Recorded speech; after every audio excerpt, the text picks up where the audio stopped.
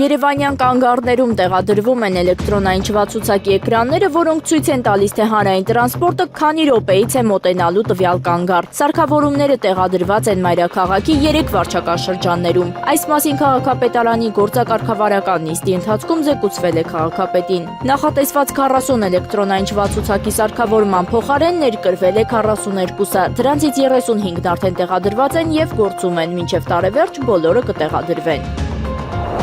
Հայաստանի վարչապետ Նիկոլ Փաշինյանն աշխատանքային այցով ժամանել է Ռուսաստանի Դաշնություն, այս մասին տեղեկանում են կառավարության լրատվական վարչությունից։ Վարչապետին Սանկտ Պետերբուրգի Պուլկովո օդանավակայանում դիմավորել են Լենինգրադի շրջանի նահանգապետի տեղակալ Յարոսլավ Սերովը եւ Սանկտ Պետերբուրգի փոխնահանգապետ Բորիս Պյոտորովսկին։ Վարչապետ Փաշինյանը մասնակցել է Եվրասիական տնտեսական բարձրագույն խորհրդի նիստին։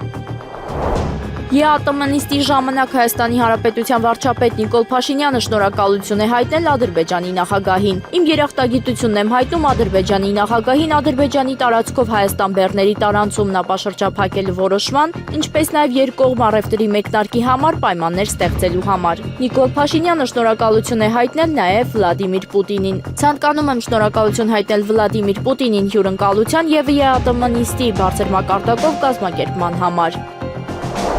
Ադրբեջանի նախագահ Իլհամ Ալիևը չի մասնակցի ԱՊՀ պետությունների ղեկավարների ոչ պաշտոնական գագաթնաժողովին Սանկտ Պետերբուրգում խիտ աշխատանքային գրաֆիկի պատճառով։ Այս մասին հայտնում են ադրբեջանական ԶԼՄ-ները։ Ադրբեջանի Հանրապետության նախագահը չի մասնակցել նաև դեկտեմբերի 21-ին Սանկտ Պետերբուրգում կայացած բարձրագույն Եվրասիական տնտեսական խորհրդի նիստին։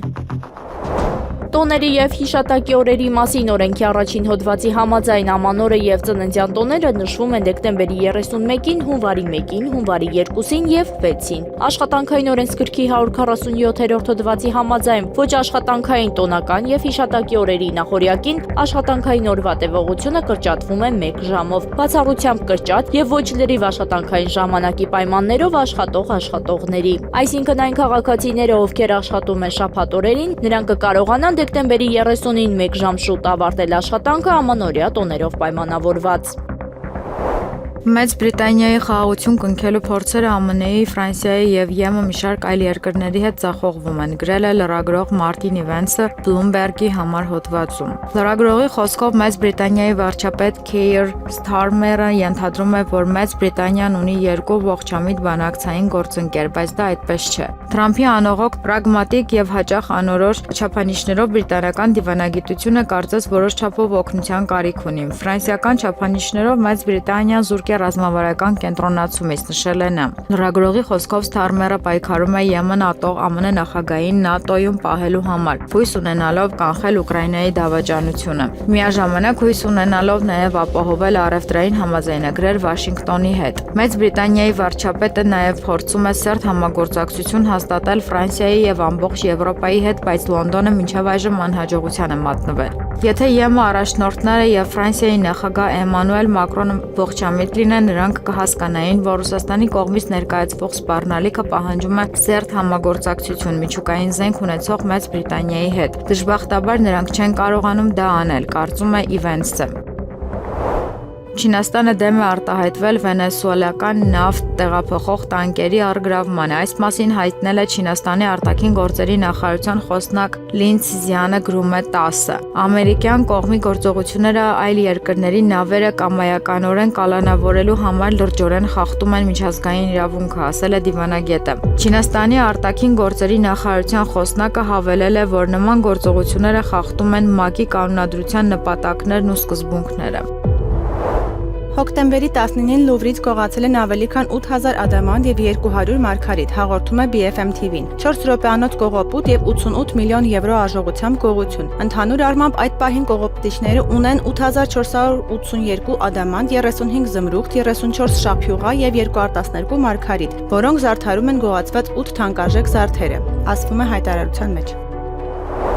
Թրամփի վարչակազմը նախընտրում է օգնել ամերիկացի թոշակառուներին, քան թե գումար ուղարկել Ուկրաինա, հայտարարել է փոխնախագահ Վենսը։ Մենք օգնում ենք թոշակառու տարեց ամերիկացիներին, այդ թվում վերացնելով սոցիալական ապահովագրության հարկը, քանի որ մենք հավատում ենք ծնողներին հարգելուն, այլ ոչ թե նրանց ամբողջ հարստությունը Ուկրաինա ուղարկելուն, ասել է Վենսը Արիզոնայում Turning Point USA պահպանողական իրավապաշտպան խմբի համաժողովում։ Դեկտեմբերի 3-ին Թրամփը հայտարարեց, որ Միացյալ Նահանգները այլևս չի ծախսում իր սեփական միջոցները Ուկրաինային օգնելու համար եւ որ ՆԱՏՕ-ն զենք է գնում Վաշինգտոնից Կիևին մատակարարելու համար։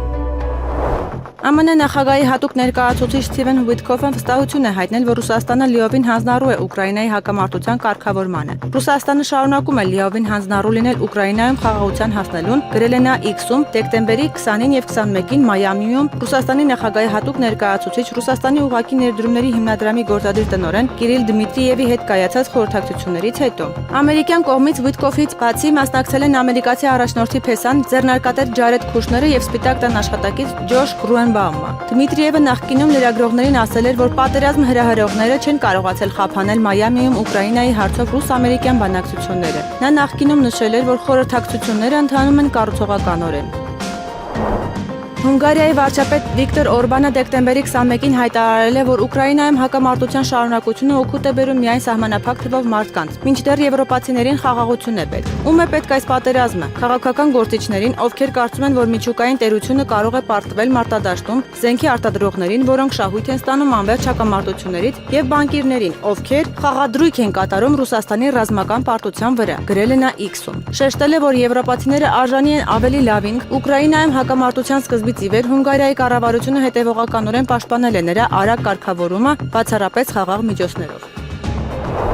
Սթիվեն Ուիթքոֆի ԱՄՆ նախագահի հատուկ դեսպան նշանակվելուց կարճ ժամանակ անց Ռուսաստանի նախագահ Վլադիմիր Պուտինը ըստ Wall Street Journal-ի ցանկություն է հայտնել նրա հետ հանդիպել, սակայն պայման է դրել։ Հոդվածում նշվում է, որ Ուիթքոֆը պետք է Ռուսաստան մեկներ միայնակ առանց ամերիկացի դիվանագետների կամ թարգմանիչների։ Հրապարակման համաձայն հանդիպման առաջարկը Վլադիմիր Պուտինի հատուկ դեսպան Կիրիլ Դիմիտրիևը փոխանցել է Սաուդյան Արաբիայի թագաժառանգ Մուհամմեդ բին Սալմանի միջոցով։ WSJ-ին գրում է, որ Սթիվ Ուիթքոֆի մերձավոր արևելքում նոր նախագահի հատուկ դեսպանի պաշտոնում իր պաշտոնավարումից ընդամենը մի քանի օր էր անցել, երբ նա հետաքրքիր հաղորդագրություն ստացավ Սաուդյան Արաբիայի թագաժառանգից։ Կար միայն մեկ բան՝ Ուիթքոֆը պետք է ժամաներ միայնակ առանց ԿՀՎ գործակալների, դիվանագետների կամ նույնիսկ թարգմանչի, նշվում է հաղորդագրության մեջ, որը ծանոթ է հանդիպմանը։ Իր հերթին Ուիթքոֆն ինքը հրատարակությանը տված հարցազրույցում իրեն անվանել է գործարքների վարպետ։ Իսրայելը շարունակում է պաղեստինցիներին Գազայի հատվածից այլ երկրներ վտարելու իր փորձերը ԱՄՆ-ի աջակցությամբ։ ՏԱՍՍ-ին ասել է Ռուսաստանում Պաղեստինի դեսպան Ադել Հաֆիզ Նոֆալը։ Արդեն եղել են տարբեր կազմակերպությունների միջոցով իրականացված կոնկրետ դեպքեր, այդ թվում մոտ 200 քաղաքացիների վերաբնակեցումը Հարավային Աֆրիկա եւ այլ երկրներ, ասել է նա։ 2025 թվականի հոկտեմբերի 6-ին Իսրայելի եւ Համասի պատվիրակությունները վերսկսել են անուղղակի բանակցությունները Գազայի հակամարտության կարգավորման վերաբերյալ Եգիպտոսի, Կատարի, ԱՄՆ-ի եւ Թուրքիայի միջնորդությամբ։ ԱՄՆ նախագահ Դոնալդ Տրամփը անորոշության մեջ է, թե արդյոք հանրապետականները կպահպանեն ներկայացուցիչների պալատի վերահսկողությունը հաջորդ տարվա միջանկյալ ընտրություններում, քանի որ նրա որոշ տնտեսական միջոցառումներ դեռևս լիովին ուժի մեջ չեն մտել։ Նա այս մասին հայտարարել է Wall Street Journal-ին տված հարցազրույցում։ Հարցազրույցի ընթացքում Տրամփը գովաբանել է իրեն ԱՄՆ միլիարդավոր դոլարների ներդրումներ ներգրավելու համար, պնդելով, որ այս գումարը կօգնի վերափոխել ամերիկյան տնտեսությունը։ Այնուամենայնիվ նա խոստովանել է, որ չի կարող կանխատեսել, թե արդյոք սա քաղաքական օգուտներ կբերի հանրապետականներին հաջորդ աշնանը։ Ես չեմ կարող ասել ձեզ, ես չգիտեմ, թե երբ այս ամբողջ գումարը հասանելի կլինի վաճառքի համար, ասել է նա պատասխանելով այն հարցին, թե արդյոք հանրապետականները նոյեմբերին կկորցնեն ներկայացուցիչների պալատի վերահսկողությունը։ Երրորդ նախագահ Սերժ Սարգսյանի խոսքով ԵՄ բարձր ներկայացուցիչ Կայա Կալասը Հայաստանին աջակցություն տրամադրելու վերաբերյալ հայտարարություն աներ, թե ոչ ակնհայտ տեսանելի է եվրոպական կառույցների բացահայտ աջակցությունը այսօրվա կառավարիչներին։ Չեմ կարծում, որ մեր երկրում տեղի ունեցած իրադարձությունները նույնությամբ կարող են կրկնվել մեկ այլ երկրում։ Ես Հայաստանի միջին քաղաքացուց ավելի շատ եմ տիրապետում տեղեկատվության, ես չգիտեմ, թե Մոլդովայում ինչ է եղել, որ հիմա ասեմ Մոլդովայի սցենարն այստեղ կրկնվելու է, թե ոչ։ Այո, նման բաներ շատ հնարավոր են։ Դատական նիստից հետո դատարանում լրագրողների հետ զրույցում նշել է երրորդ նախագահը, պատասխանելով հարցին, թե հնարավոր է Հայաստանում էլ Մոլդովայի սցենարը կրկնվի։ Լրագրողի հարցին Թուրքիայի նախագահը հայտարարել է, թե 2026 թվականին Հայաստանի նկատմամբ խորհրդանշական քայլեր են լինելու, ինչ քայլերի մասին է խոսքը, Սերժ Սարգսյանը հարցով պատասխանեց. Արդյոք կարծում եմ, որ ինքը այնքան տեղեկատվության է տիրապետում, որ կարող է ասել։ Բայց եթե խորհրդանշական բառը կա, ապա ձեզ համար դա կարևոր է, ինձ համար կարևոր։ Ինչ վերաբերում է հարցին, արդյոք առաջիկա ընտրություններին մասնակցելու որոշում կայացրել են, Սերժ Սարգսյանը պատասխանեց. Երբ որոշում կայացնենք, այդ մասին կհայտարարենք։ Հիշեցնենք, որ Բրյուսելում Եվրամիության արտաքին հարաբերությունների եւ անվտանգության հարցերով բարձր ներկայացուցիչ Կայա Կալասը հայտարարել է, որ Երևանը 2026 ընտրություններից առաջ Բրյուսելից աջակցություն է խնդրել արտաքին միջամտության դեմ պայքարի համար։ Հայաստանի նախագահ Վահագն Խաչատուրյանը հրամանագիր է ստորագրել, ըստ որի Սարմեն Բաղդասարյանը նշանակվել է Լիբանանի Հանրապետությունում Հայաստանի Հանրապետության արտակարգ եւ լիազոր դեսպան։ Հիմք ընդունելով վարչապետի առաջարկությունը համաձայն Սահմանադրության 132-րդ հոդվածի առաջին մասի երկրորդ կետի, ինչպես նաեւ Դիվանագիտական ծառայության մասին օրենքի 13-րդ հոդվածի 3-րդ մասի եւ 14-րդ հոդվածի Սարմեն Բաղդասարյանին նշանակել Լիբանանի Հանրապետությունում Հայաստանի Հանրապետության արտակարգ եւ լիազոր դեսպան, ասված է հրամանագրում։ Հնդկաստանի արտաքին գործերի նախարար Կիրտի Վարդհան Սինգը հայտնել է, որ Ռուսաստանի զինված ուժերի կողմից մասնակցել է 220 Հնդկաստանի քաղաքացի։ Այս մասին հաղորդում է The Economic Times-ը։ Փաստաթղթում նշվում է, որ այդ անձինք հավաքագրվել են ռուսական զինված ուժեր։ Հնդկաստանի կառավարության ջանքերի շնորհիվ նրանցից 119-ը վաղաժամ զորացրվել է, 26-ը զոհվել է, իսկ 7-ը անհետ կորած է համարվում։ Նյու Դելին ներկայումս ձգտում է եւս 50-ի վաղաժամ զորացրմանը։ Սինգը հայտնել է, որ Հնդկաստանի արտաքին գործերի նախարարությունը նպաստել է 10 մահացած հնդիկների աճյունների հայրենադարձմանը, ինչպես նաև եւս 2-ի դիակիզմանը։ 18 զոհված կամ անհետ կորած հնդիկների ընտանիքների անդամների ԴՆԹ նմուշները տրամադրվել են Ռուսաստանի իշխանություններին մահացած հնդիկ քաղաքացիներից մի քանիսին նույնականացնելու նպատակով։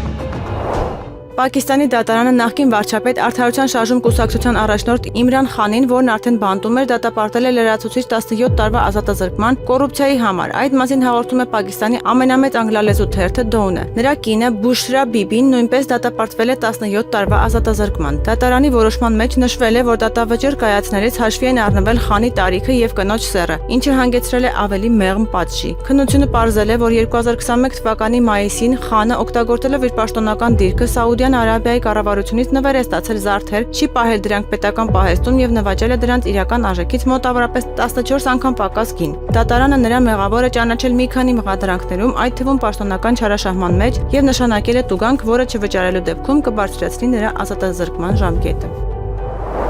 Բագրատ եւ Արշակ սրբազանների հայտարարություն են տարածել կալանավայրից։ Հակաեկեղեցական հերոսակախումբը իր տխրահռչակ պարագլխի բացահայտ հովանավորությամբ դեկտեմբերի 18-ին կրկին ներխուժեց Մայրաթոր, փորձելով ասպատակել նվիրական սրբավայրը։ Քստումնելի էր արշավորդների առաջին շարքերում տեսնել տիրադավությունն իրենց ճակատին որպես աղվեսադրոշմ դաջած դեռևս բարձրաստիճան հոգևորականներին, որոնք ոստիկանական շարքերի հետևում էին ծվարել, շփոթված եւ շվարած հայացքներով։ Ակնհայտ է, որ իրենք եւս հասկանում են, որ ընտրել են ինքնաոչնչացման եւ ինքնաժխտման ճանապարհը, խամաճիկ դառնալով խառնակիչ տիկնիկավարի ձեռքին, որը կար ժամանակ հետո իրենց եւս զոհաբերելու է ատելության եւ թշնամության իր արյունածարավ կուռքին։ Մարտ տաճարի պատերը շատ ասպատակողների են տեսել, սա էլ տեսան։ Բոլորն էլ փոշիացել են եւ այդ առումով դեկտեմբերի 18-ը կմնա մեր նորագույն պատմության խայտառակ եւ ամոթալի էջերից մեկը։ Այս ամոթալի պատկերի դիմաց առանձնակի հիացմունքով ենք անդրադառնում մեր ուխտապահ եկեղեցականներին եւ հավատացյալ ժողովրդի խիզախ կեցվածքին, որը եւս մեկ անգամ փաստեց, որ հայ մարդու մեջ չի կարող սպանվել ինքնության զգացումը անկախ հալածանքների սաստկությունից։ Մեր եւ կալանավորված մեր մյուս հոգեվոր եղբայրների, Միքայել եւ Մկրտիչ սրբազանների անունից մեր հավատարմությունն ենք հայտնում ամենայն հայոց հայրապետին եւ լուսավորչի գահին եւ մեր զորակցությունը զինվորյալ եւ նվիրյալ հոգեվոր դասին եւ ժողովրդին։ Առանձնակի ջերմությամբ աղոթում ենք Տեր Վրդանես Քահանա Բաղալյանի շուտապույտ ապաքինման համար։ Թող մեր Տերը անխախտ ու անսասան պահի Մայրաթոր Սուրբ Էջմիածինը, մեր համբուրելի եւ խոցված հայրենիքն ու ժողովրդին, որպեսզի մեր կյանքից մեկնի մեկը, մերժվի մառախուղը, վերանամութը, չքանա չարիքը, հալածվեն հուսահատությունները եւ թագավորի Տիրոջ ամենակարող ձեռքը։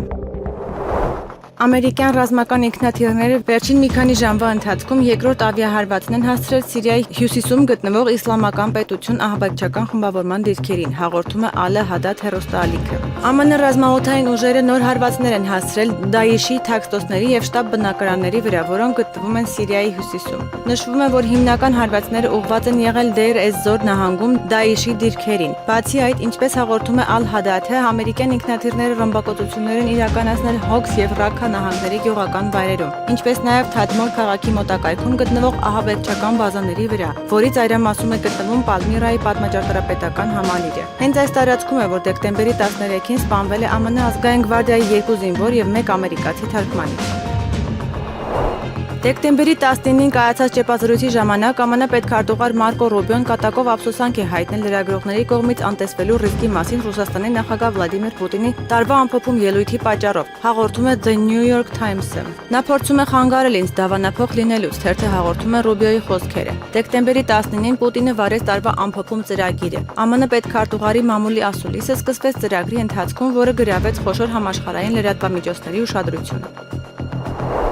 2026 թվականի փետրվարի 1-ից սկսած Հռոմի իշխանությունները մայրաքաղաքի Տրևի շատրվան մուտք գործելու համար կսահմանեն 2 եվրո վճար։ Այս միջոցը կվերաբերի միայն զբոսաշրջիկներին եւ ոչ բնակիչներին։ Ըստ Հռոմ քաղաքի պաշտոնական կայքի, նոր կանոնը նպատակ ունի կարգավորել մարդկանց հոսքը, պաշտպանել հուշարձանը եւ բարելավել դրա օգտագործման որակը, նշվում է հրատարակության մեջ։ Տրևի շատրվանի կառուցումը սկսվել է 1732 թվականին։ Այն ճանաչում է ձեռք բերել մասամբ Ֆեդերիկո Ֆելինիի նկարահանած «Քաղցր կյանք» ֆիլմի շնորհիվ։ Գլխավոր հերոսուհու Սիլվիայի շատրվանում գտնվելու տեսարանը դարձել է համաշխարհային կինոյի խորհրդանշական մաս։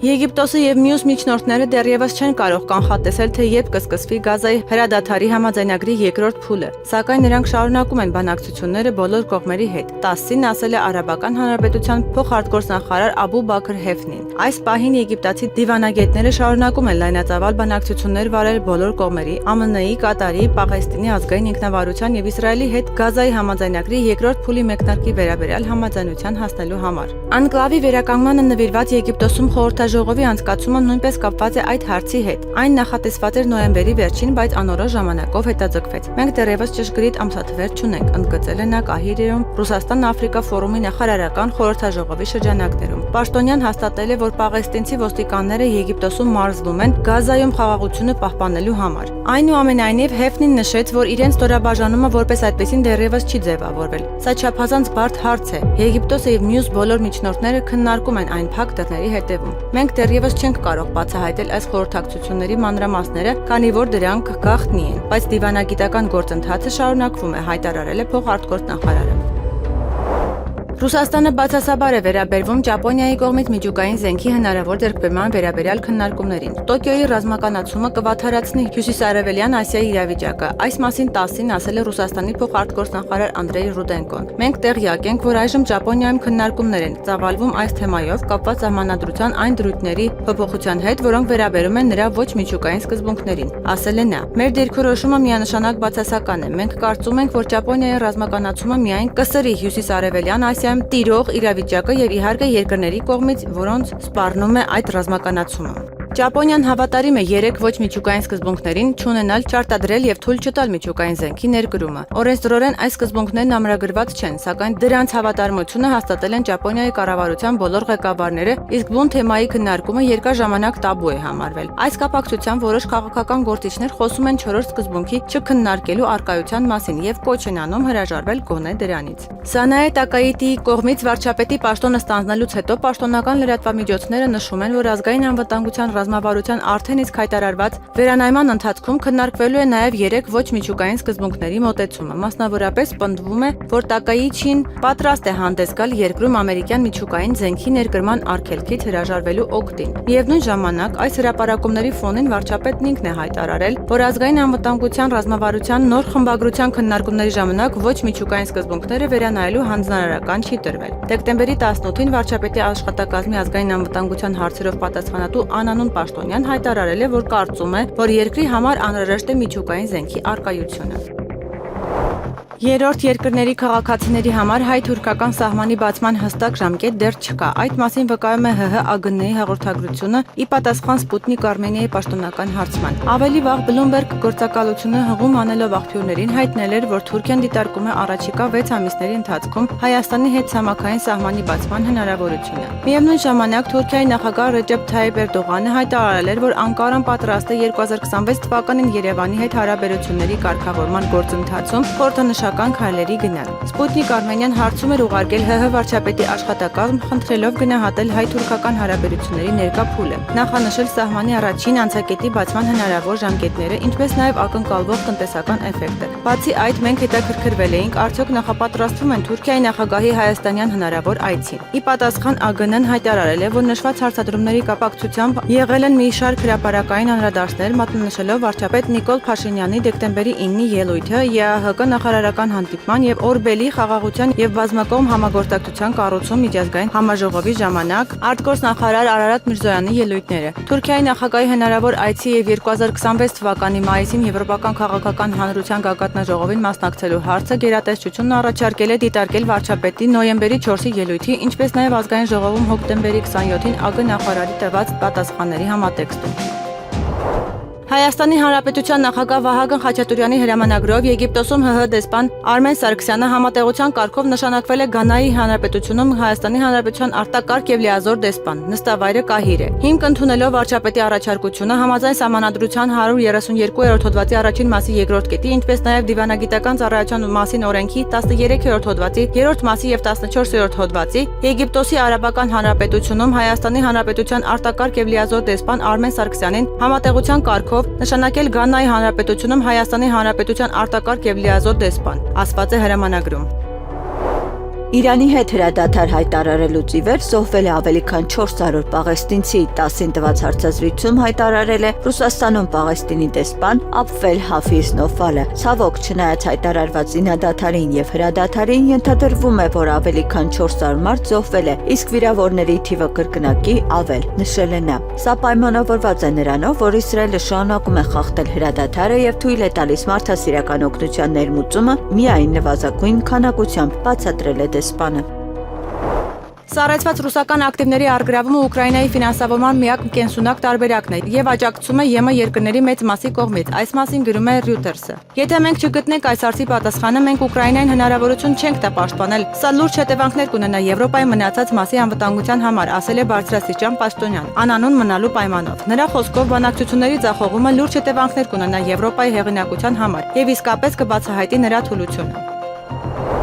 Բալթյան երկրները Ուկրաինայի մարտական գործողությունների դադարեցման հիմնական հակառակորդներն են։ Այս մասին ասել է Վրաստանի խորհրդարանի փոխխոսնակ Թեա Ցուլուկյանին իշխող վրացական երազան կուսակցությունից։ Նրա խոսքերը մեջբերում է Vzglyad թերթը։ Խորհրդարանականը նշել է, որ Եվրամիության երկրները հույս ունեին, որ Վրաստանը բացելով երկրորդ ճակատ արյուն կթափի իրենց համար, մինչ նրանք խաղաղ կապուչինո կխմեն սրճարաններում։ Իրավիճակն այժմ վատթարացել է նրանց համար, ովքեր ցանկանում էին այստեղ երկրորդ ճակատ բացել։ Բալթյան իշխանությունները իրենց անպատվել են Վրաստանի առջև երկրորդ ճակատ պահանջելով։ Հիմա նրանք տեսնում են, որ ԱՄՆ նախագահ Դոնալդ Թրամփը կարող է դադարեցնել այս պատերազմը, եւ դա նրանց իսկապես դուր չի գալիս, նշել է Ցուլուկյանին։ Նա հավելել է, որ այն երկրները, որոնք իրենց համարում են Ռուսաստանի հաջորդ թիրախը Ուկրաինայից հետո, Վրաստանը համարում են մարտադաշտ։ Ֆինլանդիան 15 միլիոն եվրո արժողությամբ հետախուզական եւ դիտորդական անօդաչու թռչող սարքերի խմբաքանակ կգնի, որոնց մատակարարումները նախատեսված են 2026 թվականի սկզբին, հայտարարել էր երկրի պաշտպանության ուժերի մամուլի ծառայությունը։ Պաշտպանության ուժերը լրացուցիչ անօդաչու թռչող սարքեր են գնում հետախուզության, հսկողության եւ թիրախների հայտնաբերման համար, ինչպես նաեւ սարքավորումներ եւ պահեստամասեր, ասվում է հայտարարության մեջ։ Պաշտպանության նախարարության մամուլի ծառայությունը պարզաբանել է, որ մատակարարումը կներառի Parrot Anafi UKR անօդաչու թռչող սարքեր, որոնք մշակվել են ուկրաինական փորձի հիման վրա։ Ֆինլանդիան նախատեսում է գնման համար ծախսել մոտ 15 միլիոն եվրո։ Եվրամիությունը Ուկրաինայի խաղաղության համաձայնագրի խնդրի մի մասն է, այլ ոչ թե լուծումը։ Բոլոր առաջարկները մերժվում են եվրոպացիների կողմից առանց որևէ այլընտրանքի։ Այս մասին ՌԻԱ Նովոստին ասել է բելգիացի եվրոպադգամավոր Ռուդիկ Քվենսը։ Նա նշել է, որ Եմեն հայտարարում է բանակցությունների սեղանի շուրջ նստելու իր ցանկության մասին, բայց միևնույն ժամանակ հրաժարվում է Ռուսաստանի հետ երկխոսության ցանկացած հնարավորությունից։ Ցանկացած նախաձեռնություն կամ առաջարկ լինի դա Ռուսաստանից թե ԱՄՆ-ից մերժվում է առանց որևէ այլընտրանք առաջարկելու։ Այս պահին ես Եմեն տեսնում եմ որպես խնդրի մի մաս, այլ ոչ թե խաղաղության համաձայնագրի լուծում, ասել է Եվրոպադգամավորը։ Քվենսը կարծում է, որ ԵՄ-ի կողմից Մոսկվայի հետ երկխոսությունից հրաժարվելը նպատակ ունի միայն երկարաձգել պատերազմը, դրա բոլոր հետևանքներով։ Լեհաստանի իշխանությունները Պատրիոտ հրթիռային համակարգերը բերել են մարտական պատրաստության։ Այս մասին հայտարարել է ազգային պաշտպանության նախարար Վլադիսլավ Կոսնյակ-Կամիշը։ Սա Վիսլա ծրագրի իրականացման կարևոր փուլ է, որը Լեհաստանի համար ստեղծում է ինտեգրված բազմաշերտ հակաօդային պաշտպանության համակարգ, ասել է նա ելույթ ունենալով Լեհաստանի բանակի 3-րդ հակահրթիռային պաշտպանության բրիգադում։ Նախարարի խոսքով 2027-ից 2029 թվականներին հանրապետությունում կտեղակայվեն ևս 48 Պատրիոտ հարձակման համակարգեր, որոնք կինտեգրվեն ամերիկյան F-35 կործանիչների հետ հակաօդային պաշտպանության համար։ Սոցիալական տարբեր հարթակներում տարածվում են կեղծ տեղեկություններ եւ տեսանյութեր ներքին գործերի նախարարության անունից վարորդական վկայականների տրամադրված, միջնորդավորված կամ պարզեցված եղանակների վերաբերյալ։ Այս մասին հայտնում են ՆԳՆ-ից։ Տեղեկացնում ենք, որ նման հրապարակումները խարդախություն են եւ չեն համապատասխանում իրականությանը։ Կան նախաձեռնված քրեական վարույթներ, հարգելի քաղաքացիներ, եղեք զգոն եւ մի տրվեք խաբեություններին։ Վարորդական վկայական կարելի է ստանալ բացառապես օրենքով սահմանված ընթացակարգով։ ՀՀ վարչապետ Նիկոլ Փաշինյանը սոցցանցի իր էջում նոր տեսանյութ է հրապարակել եւ գրել. Այսօրվա նիստը տևեց 6 ժամ, քննարկում ենք թեկնածություններ։ Նշենք, որ ԿՊ վարչությունը հանդիպումներ է ունենում 2026 թվականի հերթական խորհրդարանական ընտրություններում քաղաքացիական պայմանագիր կուսակցության համամասնական ցուցակում ընդգրկվելու հայտ ներկայացրած մի շարք կուսակցությունների հետ։ ՀՀԱԳ նախարար Արարատ Միրզոյանն ընդունել է ժողովրդավարությունների համայնքի գլխավոր քարտուղար Մանտաս Ադոմենասինը։ Զրուցակիցները քննարկել են ժողովրդավարական ինստիտուտների զարգացման, իրավունքի գերակայության ապահովման ուղղությամբ փոխգործակցության հարցեր։ Այդ մասին հայտնում են ԱԳՆ-ից։ ՀՀԱԳ նախարարն ընդգծել է, որ Հայաստանը հետևողականորեն շարունակում է ժողովրդավարական զարգացմանն ուղղված հավակնոտ բարեփոխումները։ Մտքեր են փոխանակվել հիբրիդային սպառնալիքների, այդ թվում ապատեղեկատվության դեմ արդյունավետ պայքարի ուղղությամբ հնարավոր ծրագրերի իրականացման շուրջ։ Երկուստեք ընդգծվել է նոր ՀՀ-ԵՄ գործունեության զարգացմանն ուղղված արձանագրված ձեռքբերումների կարևորությունը։ Իրանի նախագահ Մասուդ Փեզեշքյանը հայտարարել է, որ ԱՄՆ-ն նվաստացուցիչ պայմաններ է սահմանում բանակցությունների շարունակման համար, որոնք Իրանը չի ընդունի, նշելով, որ Իրանը չի հանդուրժի ոչ նվաստացումը, ոչ էլ թուլությունը, հաղորդում է Մեհրը։ Նա այս հայտարարությունն արել է չորեքշաբթի Թեհրանում քաղաքական էլիտայի ներկայացուցիչների, ականավոր գործիչների եւ կուսակցության քարտուղարների հետ հանդիպման ժամանակ։ Երկրի նկատմամբ կիրառվող պատժամիջոցների վերաբերյալ նա նշել է, որ Իրանը նախկինում բանակցել է Միացյալ Նահանգների հետ եւ պատրաստ էր համաձայնության հասնել, սակայն Վաշինգտոնը խափանել է գործարքը դիմելով պատերազմի։ Իրանի նախագահը հավելել է, որ ԱՄՆ-ն այժմ բանակցությունների շարունակման համար նվաստացուցիչ պայմաններ է առաջարկում, որոնք ըստ նրա պատրաստ չէ ընդունել, ընդգծելով, որ Իրանը չի հանդուրժի նվաստացումը եւ չի ընդունի թույլ ու մասնատված երկիր է։ Իրանը չի ձգտում առճակատման, ընդգծել է Փեզեշքյանը, նշելով, որ Թեհրանը բազմիցս հայտարարել է, որ միջուկային ռումբ չի մշակում եւ պատրաստ է ցանկացած տեսակի ստուգման։ Սակայն նա նշել է, որ հակառակ կողմը ձգտում է զրկել Իրանին իշխանության բոլոր տարերից եւ թույլատնել երկիրը սիոնիստական ռեժիմի առջեւ։ Փեզեշքյանը հավելել է, որ Իրանը ձգտում է խաղաղության, բայց ահաբեկումը չի հանդուրժի։ Նկարագրելով Իրանի արտաքին քաղաքականության մոտեցումը, Փեզեշքյանը հստակ նշեց անցկացրեց արժանապատիվ մասնակցության եւ ահաբեկման ենթարկելու միջև։ Փեզեշքյանն ասել է, որ Իրանը պատրաստ է բանակցել, եթե մյուս կողմը իսկապես մտահոգված է միջուկային զենքով։ Միևնույն ժամանակ նա նշել է, որ Իրանը մերժում է Իրանի պաշտպանական հրթիռային կարողությունների մասին ցանկացած խոսակցություն։ Նա ընդգծել է, որ իրանական վարչակազմը ձգտում է խաղաղության, տարածաշրջանային կայունության եւ հարևան երկրների հետ համագործակցության, սակայն նվաստացուցիչ միջոցներ չի ընդունի։ Եղանակը առաջիկա օրերին դեկտեմբերի 22-ից 25-ը սպասվում է առանց տեղումների եղանակ, քամին հյուսիսային 2-ից 5 մետր վարկյան։ Դեկտեմբերի 22-ից 23-ը սպասվում է քամուշ գնացում 17 մետր վարկյան արագությամբ, օդի ջերմաստիճանն է ապես չի փոխվի։